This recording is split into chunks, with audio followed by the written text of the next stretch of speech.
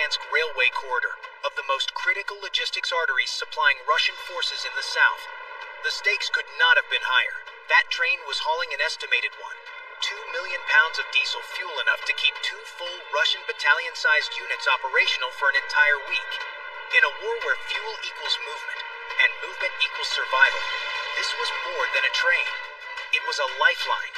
Ukraine's military intelligence had been tracking this specific convoy for nearly 3 days, watching its loading cycles, route, and timing. The Verny-Tokmak-Malachansk Railway wasn't just a supply line, it was a battlefield asset, a moving target that symbolized Russia's attempt to maintain forward momentum under increasingly difficult conditions.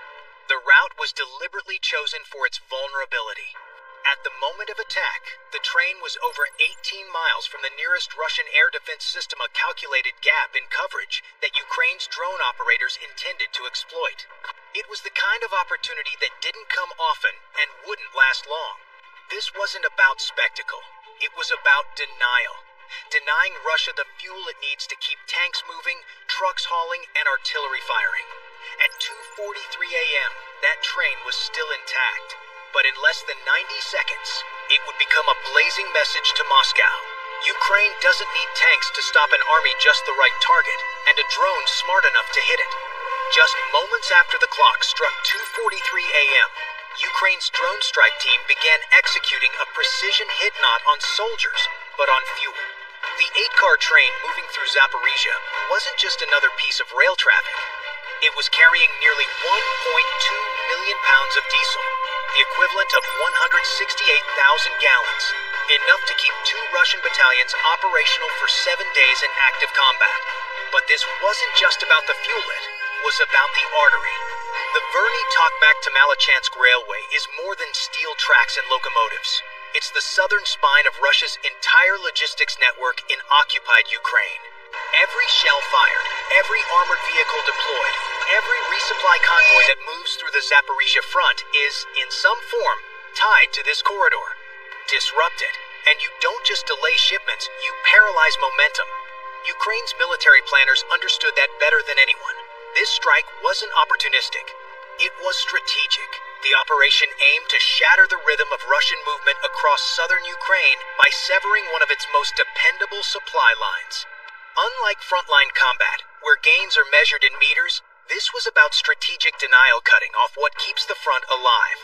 By targeting a high-volume mobile fuel source along an exposed stretch of railway, Ukraine sought to collapse more than just a train. The real goal was to collapse confidence, to remind Moscow that even deep behind what it considers secure lines, nothing is untouchable. Within seconds, what was once a symbol of logistical strength would become a burning bottleneck, throwing Russian timetables into chaos sand, putting the entire Zaporizhia offensive on shaky ground. To execute a hit on one of Russia's most critical supply arteries, Ukraine didn't send tanks or missiles. Instead, it sent 5 drone nests, small in size, but devastating in purpose. The strike package was a finely tuned combination of reconnaissance, precision guidance, and raw kinetic impact, designed specifically for a one-shot disruption of Russian logistics. At the heart of the operation was a DJI Mavic 3, but not the kind you can pick up off the shelf. This version had been modified in the field with thermal imaging cores, extended 56x digital zoom, and firmware that allowed it to evade Russian aeroscope detection, a system built to locate and neutralize commercial drones. From nearly 5 miles out, the Mavic served as the eye in the sky, identifying the train's heat signature and transmitting real-time coordinates to the strike team. Then came the heavy hitters. 3 Ukrainian-built FPV attack drones, custom designed for single-use strikes. Equipped with 7-inch propellers and 2,807 class brushless motors, each drone could generate over 5.5 pounds of thrust per motor, allowing them to reach speeds exceeding 87 miles per hour. Controlled via FPV headsets, these drones use GPS navigation for approach and AI-powered optical recognition for terminal guidance, allowing them to lock onto and strike specific structural weak points of moving targets. A 5th drone-a-second Mavic remained on standby, ready to take over reconnaissance if the primary was compromised. In this battle, the drones weren't just tools, they were scalpel and sword. Fast, smart, and nearly invisible, this fleet was built not to survive, but to strike once, and strike true. And as the fuel train rolled toward its fate, every rotor in the sky was already whispering, "The line ends here." What made these drones more than flying machines was the intelligence packed into every circuit board.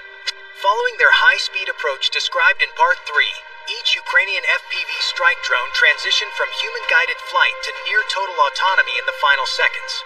This wasn't guesswork, it was mathematics, vision, and machine learning in synchronized motion. For most of the journey, the drones relied on encrypted GPS navigation, staying on course with satellite precision. But precisely 15 seconds before impact, they switched to AI-powered optical guidance. Using high-resolution cameras and image recognition algorithms trained on Russian rolling stock, the drones were able to visually identify fuel tank cars based on structural geometry, reflective heat signatures, and known visual marker 7 while traveling over 85 miles per hour. But it wasn't just about hitting a target, it was about surviving the digital battlefield. Russian forces deployed GPS spoofing and signal jamming using mobile electronic warfare units. These tactics aimed to confuse drones into navigating off course or crashing. Ukraine's answer? Inertial measurement units, IMU's internal systems, using gyroscopes and accelerometers to track position and direction without relying on external signals. If GPS data didn't match inertial movement, the drone ignored the satellite and trusted its own sensors. Even if communication with the operator was cut, the drone continued toward its target, independently identifying and adjusting for movement, elevation, and angle. It wasn't just flying blind, it was flying smart. This dual-mode targeting GPS plus AI plus IMU gave Ukraine's drones the resilience to adapt in real time, defeating one of Russia's most advanced defensive strategies. These weren't kamikaze drones. They were autonomous precision weapons, guided not just by remote hands, but by battle-hardened algorithms that refused to miss. As Ukraine's AI-guided drones raced toward the target, Russian defenses didn't sit idle. Roughly 2 miles from the impact zone, a LER-3 electronic warfare system activated. Mounted on a mobile Kamaz truck, the LER-3 began flooding the airwaves with powerful broadband jamming signals, designed to blind and confuse any unmanned aerial vehicle operating within a 20-mile radius. The system launched a dual assault, wide-spectrum jamming to drown out drone control frequencies, and GPS spoofing feeding false satellite data to trick drones into drifting off course or returning to base.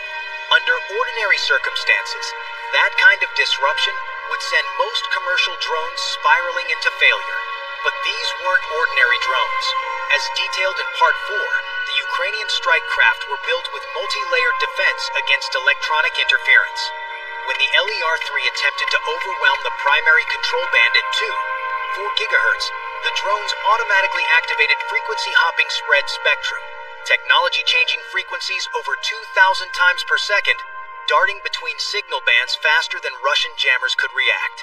When the primary control channel degraded, the system seamlessly switched to L-band communication, maintaining encrypted control while the onboard AI system stayed locked on the target. Even if full control was lost, the drone's autonomous mode kicked in, using its internal image recognition and inertial data to complete the strike without human input. The LER-3 had expected to swat down amateur-grade drones. Instead, it met a network of combat-hardened platforms built to survive precisely this kind of electromagnetic war. In the silent, invisible duel above the railway, it wasn't brute force that will need was adaptation, algorithm, and resilience. And by the time Russian jammers realized the drones hadn't turned back, the third fuel car was already glowing white-hot in the thermal feed. Despite Russia's aggressive jamming efforts outlined in Part 5, the drones pressed one each, guided by a mix of AI, inertial navigation, and visual targeting. What followed wasn't just a successful strike. It was a synchronized sequence of destruction designed to paralyze Russia's logistics lifeline. Drone 1 led the charge. Locked onto the third car of the moving fuel train, it entered a shallow terminal dive at over 85 miles per hour, stabilized by onboard AI, even as interference flared. The 2.6-kilogram shaped charge warhead detonated on contact, piercing the car's half-inch thick steel wall with a jet of molten metal traveling over 30,000 feet per second. Inside, the pressurized diesel ignited instantly, creating a shockwave of fire and vapor that turned the tanker into a blast furnace on wheels.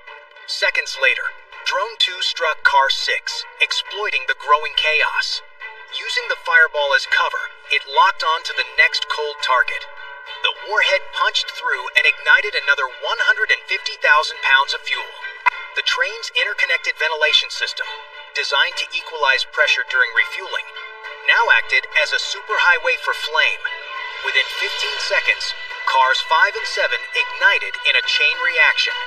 Then came Drone 3, looping in from the west and diving straight into Car 8, the rear of the formation. The explosion completed the arc of destruction. With fuel cars 3, 6, and 8 now fully engulfed, the blaze consumed nearly 560 tons of diesel in under 2 minutes. Flames soared over 650 feet into the night sky. The heat warped steel rails into serpentine coils, melted wooden ties, and left the entire rail line structurally unsalvageable. What had started as 3 drone launches had become a strategic inferno, burning not just fuel but Russia's momentum in Zaporizhia. The inferno that tore through the Russian fuel train in Part 6 didn't begin in a drone bayit, began in a kitchen, a basement, a field. It began with ordinary civilians, living under occupation, armed with nothing more than smartphones and quiet courage. The strike's precision wasn't just a triumph of technology, it was the result of 72 hours of human intelligence gathered by Ukraine's civilian resistance. These weren't soldiers, they were farmers, teachers, retired mechanics. But for 3 days, they tracked the fuel convoy's loading times, movement patterns, and rail speeds. They noted when Russian radar systems were shut down for maintenance. They measured time gaps between patrols.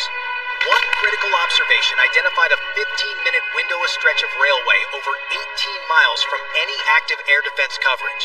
That window became the kill zone. Encrypted messages summed no more than lines of text or a single photo made their way through Ukraine's partisan network, bouncing across digital relays until they reached a command center over 18 miles away. There, drone operators and military planners merged this stream of raw, ground-level intelligence with real-time satellite feeds and thermal imagery. And when the drones took off, every flight path, every target lock, every split-second adjustment traced its origins to those anonymous eyes on the ground. These civilians risked prison, torture, or worse, yet they never stopped watching. Their names will never make the headlines, but without them, the inferno never would have happened. In modern warfare, precision isn't built solely in code or circuits.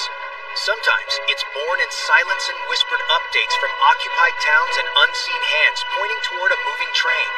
The fire in Zaporizhia wasn't just from fuel, it was lit by resistance. What began with whispered coordinates from brave civilians in occupied territory ended in one of the most devastating logistical strikes of the war. In under 2 minutes, Ukraine's drone assault turned a routine Russian fuel convoy into a raging inferno. The damage was not symbolistic, it was tactical, strategic, and deeply personal. Over 1.2 million pounds of diesel fuel were incinerated. At least 3 tank cars were obliterated beyond recognition. The railway itself, a critical supply artery running through Zaporizhia, was left warped, scorched, and unusable. Rails were twisted by heat, wooden ties reduced to ash, and debris scattered across the railbed like shrapnel. Repairing the line will take weeks, assuming crews can operate without being struck again. But the true impact went far beyond steel and fuel. This operation sent a message not just to Russian commanders, but to every occupied town, every drone operator, and every silent observer risking their life to pass along intel. It proved that a $500 drone, guided by AI and ground-level resistance, can do what an entire artillery battery might not. Cripple a battalion-sized supply operation without firing a single traditional shot. This is no longer conventional warfare. This is a battlefield shaped by technology, adaptation, and audacity. A war where precision doesn't come from expensive missiles, but from a teenager piloting a quadcopter from a hidden bunker. A war where silence becomes strategy, and the sky belongs to the bold. Russia still holds territory.